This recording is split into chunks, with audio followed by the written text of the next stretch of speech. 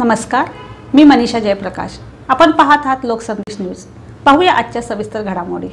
यवतमाळ स्थानिक गुन्हे शाखेचे पोलीस पेट्रोलिंग करीत असताना त्यांना माहिती मिळाली की यवतमाळ जोडमोहा रोडवरील मामाका धाबा परिसरात एक इसम देशव कट्टा घेऊन फिरत आहे। पोलिसांनी तात्काळ घटनास्थळ गाठून शोध घेतला असता त्या भागात आरोपी गजानन भाऊराव गायकवाड वय वर्ष 46 राहणार विदर्भ हाऊसिंग सोसायटी हा संशयास्पदरित्या मिळून आला।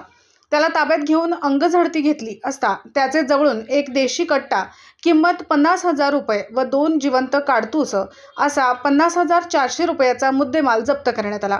त्याचे विरुद्ध यवतमाळ ग्रामीण पोलीस स्टेशनला दिलेल्या माहितीवरून आर्म ॲक्ट अन्वये गुन्हा दाखल करून त्याला गजाआड करण्यात आले।